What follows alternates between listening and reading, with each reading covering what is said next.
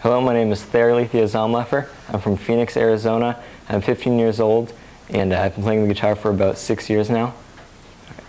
So, what happened with Jason Becker was that actually it was a surprise present for me, a poster of his that was signed from an auction of his, and when we were asking them about shipping, the Beckers were nice enough to ask us to come out and just pick it up and get to meet Jason. And that was about 2 years ago now, in December, and I just had the time of my life. It was amazing. It was one of the best experiences. Jason is such an amazing person, and they recorded a few videos of me playing that they posted on their Facebook page, and it got mostly a lot of positive feedback, but there were a couple negative comments, and some of the things were pretty hurtful. But Jason Becker saw them and immediately reacted, and he basically said, like, it's not okay to say those things, and everyone's entitled to their own opinions, but he said what they're able to say and what's not okay. Some of my influences include Jason Becker, John Petrucci, Joe Satriani, Steve Vai, Brian May, and just many others like Yngwie Malmsteen. The list goes on. So with my musical stylings, for the most part, I normally try to stay pretty melodic, because in the past I've tended to kind of just go off and just keep shredding.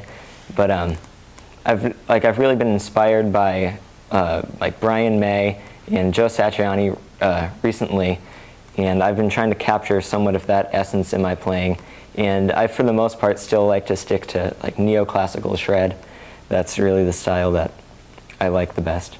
This guitar is the John Petrucci Majesty from Ernie Ball. And Ernie Ball for me was always that company where you walk into the guitar store and you see those extremely high-end guitars on the top shelf and you just think, like, one day. And I was fortunate enough to get to try one of these.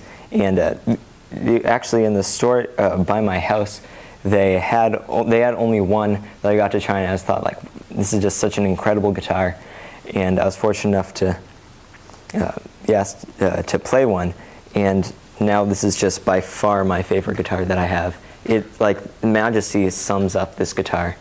It's not a Floyd Rose. It's a very unique bridge, but it still allows you to do the like 80s dive bombs on things, while still allowing you to easily tune to drop D. The fretboard is being ebony. It's fast. It's really sleek, and the tonal variety on this is just absolutely incredible, because it gives you this piezo, which allows you to sound like an acoustic guitar. So now I don't have to lug my acoustic guitar to any sort of gig. And it also gives you this option in this middle position of being able to combine many of the settings on here. So you can combine these pickups, which are the illuminators, which again are just fantastic pickups, with the piezo, and that creates some really interesting sounds, and there's just almost endless variety. And perhaps my favorite feature of this guitar is this boost right here, because it comes in handy so often. If I have a solo, or if I have some sort of backing track, I need to be louder than it on the amp, I just hit the boost, and immediately it doesn't mess with the sound at all. It just amplifies it, and if anything, enhances it. It's just an absolutely fantastic guitar. I use the Ernie Ball super slinky 9-gauge strings, and I don't think I've used any other strings my entire life.